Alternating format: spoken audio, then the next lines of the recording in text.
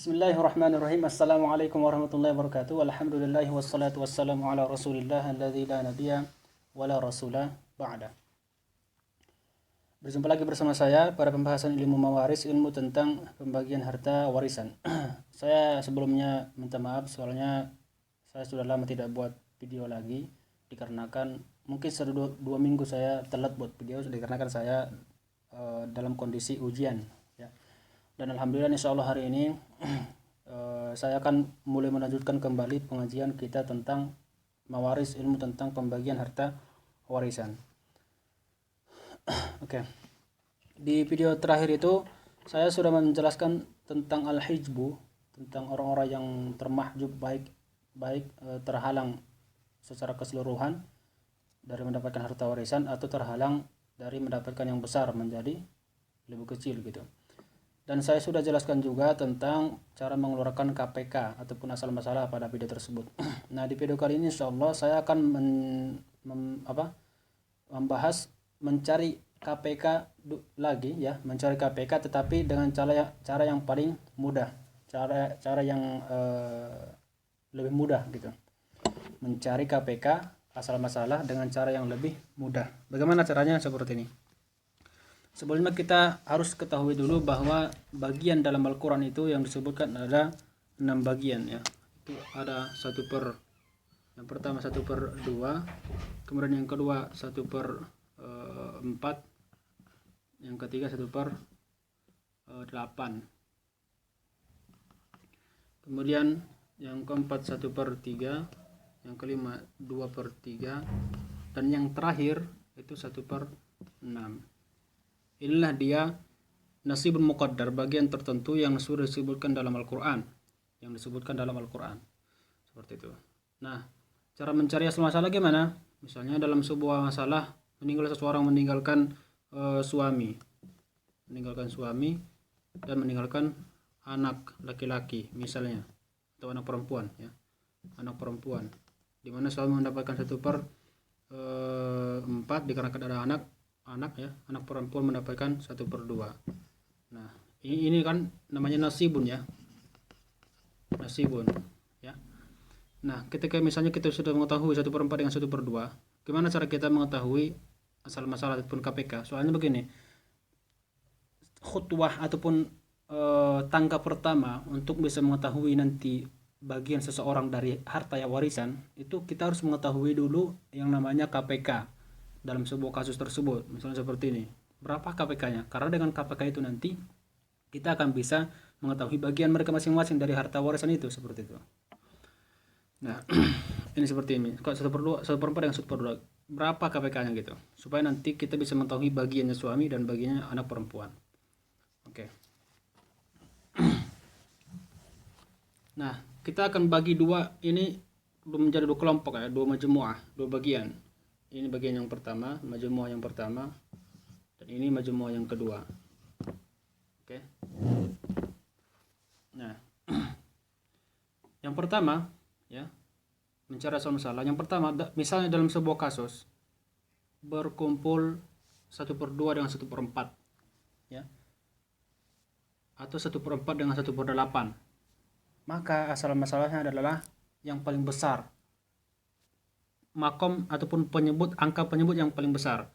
Misalnya dalam sebuah kasus 1/2 dengan 1/4 saja misalnya, berarti asal masalahnya adalah ataupun KPK-nya adalah cari ataupun ambil dari 1/2 dan 1/4 itu angka penyebut yang terbesar, yaitu 4. Misalnya seperti tadi, seorang meninggalkan suami dan meninggalkan anak perempuan.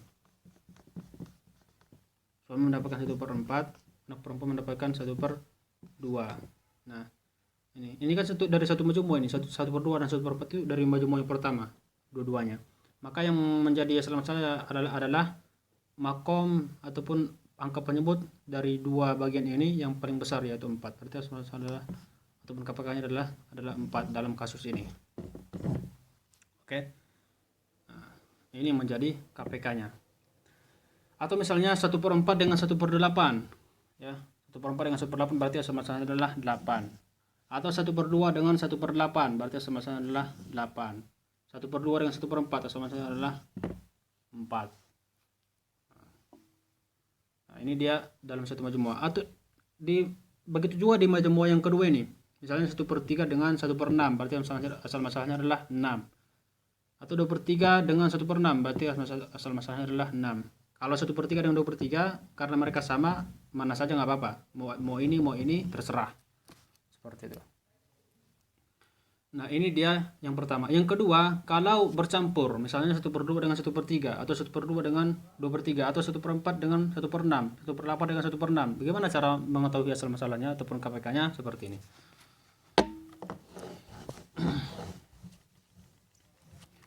Yang pertama, kalau 1/2 ya berkumpul dengan salah satu yang 3 ini di majmuah yang kedua, misalnya 1/3, 1/2 dengan 1/3, maka asal masalahnya adalah 6.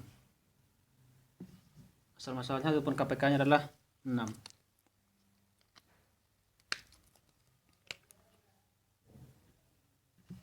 Oke, saya ulangi. Dalam sebuah kasus berkumpul 1/2 dengan salah satu yang 3 ini, 1/3, 2/3, 1/6, maka asal masalahnya adalah 6. Kemudian yang kedua, 1/4.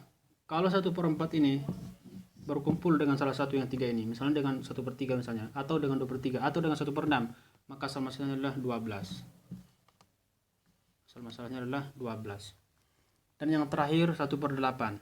Kalau 1/8 ini berkumpul dengan salah satu yang 3 ini, misalnya 1/3 atau 2/3 atau 1/6, maka asal masalahnya adalah 24. 24. Ini insya Allah nggak susah dipahami ya, tidak susah dipahami. Nah, oke, saya ulangi yang kemarin itu, yang di video terakhir. Yang di video terakhir itu saya katakan mencari asal masalah itu kalau dalam sebuah kasus yang meninggal seseorang meninggalkan ahli waris. Nah, di antara ahli waris itu hanya satu orang di antara mereka yang memiliki bagian pasti. Misalnya seseorang meninggalkan suami dan meninggalkan saudara kandung ya. Di sini suami mendapatkan 1/2, saudara kandung mendapatkan sisa. Nah, kemarin saya katakan kalau dalam sebuah kasus itu yang memiliki bagian pasti hanya satu orang, yaitu di sini contohnya di sini adalah suami, maka menjadi asal masalahnya adalah penyebut bagian dia itu, yaitu 2. 2 dengan yaitu 2. Nah,